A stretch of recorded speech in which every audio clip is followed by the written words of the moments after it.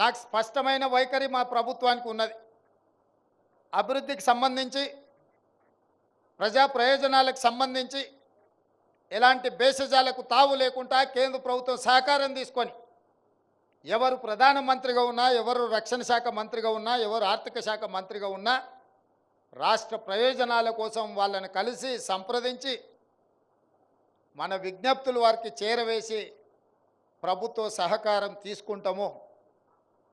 నిన్న మొన్న ప్రధానమంత్రి గారిని కలిసి రాష్ట్రానికి వచ్చినప్పుడు స్వాగతం పలికి రాష్ట్ర ప్రజల యొక్క అవసరాలను, అది తుమ్మిడేటి కావచ్చు, మూసీ రివర్ ఫ్రంట్ కావచ్చు, మెట్రో రైలు కావచ్చు, పాలమూరు రంగారెడ్డి ఎత్తిపోతల జాతీయ ప్రాజెక్టు కావచ్చు, ఇతర రక్షణ శాఖకు సంబంధించిన భూములు రాష్ట్ర ప్రభుత్వానికి బదలాయించాల్సిన విషయాలలో సంపూర్ణంగా వారికి విజ్ఞాపన పత్రాలు ఇవ్వడం జరిగింది.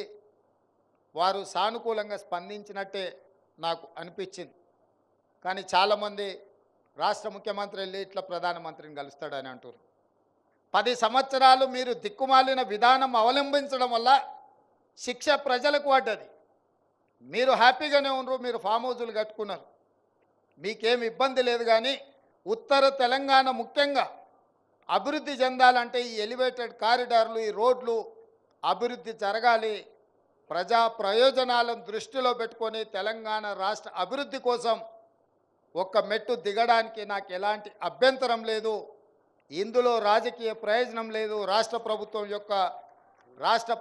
యొక్క ప్రతిష్ట పెరుగుతుంది, తెలంగాణ రాష్ట్రం అభివృద్ధి చెందుతుంది. అదేవిధంగా మిత్రుడు కోమటిరెడ్డి వెంకటరెడ్డి గారు నితిన్ గడ్కరీ గారిని మొన్న కలిసిన ప్రధానమంత్రి గారిని కూడా త్రిపులార్ రోడ్డులో 354 కిలోమీటర్లకు సంబంధించి 50% మంజూరైంది, మిగతా 50% కూడా మంజూరైతే మొత్తం తెలంగాణకు మణిహారంగా రీజనల్ రింగ్ రోడ్ అవుతుంది అని చెప్పి మిత్రుడు కోమటిరెడ్డి వెంకటరెడ్డి గారు ప్రధానమంత్రి గారికి నితిన్ గడ్కరీ గారికి కూడా విజ్ఞప్తి చేసిండ్రు. ఆ విషయంలో కూడా వారు సానుకూలంగా స్పందించారు.